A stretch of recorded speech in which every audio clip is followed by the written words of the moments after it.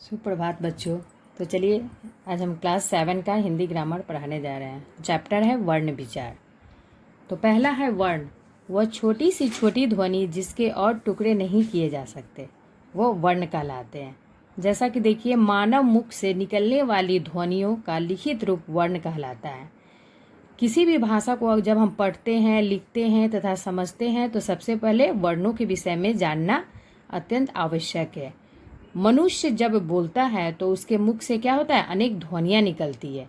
इन ध्वनियों को निश्चित चिन्हों द्वारा प्रकट किए जाता है। ये चिन्ह ही क्या कहलाते हैं, वर्ण कहलाते हैं। वर्ण भाषा की सबसे छोटी इकाई है। जैसे उदाहरण है एक, वह मेरी कार है। यहाँ पे कितने सारे शब्द हैं, 4 शब्द हैं। तो प्रत्येक शब्द में कुछ अनेक ध्वनियाँ छिपी हुई हैं। जैसे वह को जो बोलते हैं तो उसमें कितनी सारी ध्वनियाँ निकलती है, मेरी कार है। तो जितनी सारी ध्वनियाँ जो मुख से हम लोग जब बोलते हैं तो उस भाषा में जब कोई भी वर्ड आता है तो उसमें बोलने के समय बहुत सारा ध्वनियों का प्रयोग किया जाता है। उपयुक्त शब्दों के और टुकड़े नहीं किए जा सकते। ये सबसे छोटी ध्वनियाँ हैं, इन्हें ही क्या कहते हैं, हम वर्ण कहते हैं। अब दूसरा हम लोग पढ़ेंगे वर्णमाला। वर्णों या अक्षरों का व्यवस्थित स्वरूप वर्णमाला कहलाता है। हिंदी वर्णमाला में कुल 52 वर्ण हैं, जिसमें से क्या होता है, 11 स्वर होता है, 2 अयोगवा होते हैं, अंग और अ, 25 स्पर्श व्यंजन होते हैं। अब हम पढ़ेंगे वर्णों के भेद। वर्ण 2 प्रकार के होते हैं। पहला होता है स्वर और दूसरा व्यंजन। तो सबसे पहले स्वर के बारे में बोलते हैं। जिन ध्वनियों का उच्चारण करते समय वायु मुख के बिना किसी रुकावट के बाहर निकलती है उन्हें स्वर कहते हैं।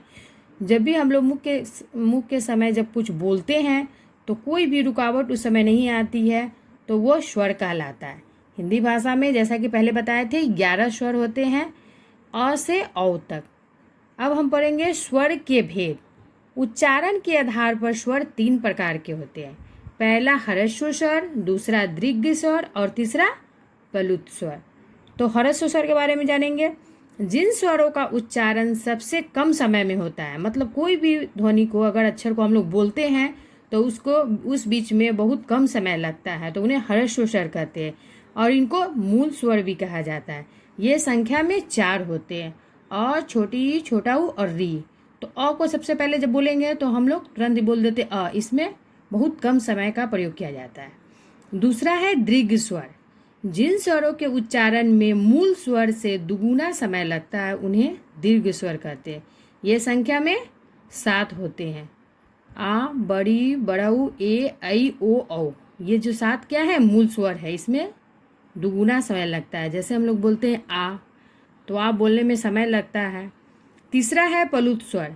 जिन स्वरों के उच्चारण में मूल स्वर से 3 गुना अधिक समय लगता है उन्हें हम क्या बोलते हैं, प्लुत स्वर कहते हैं।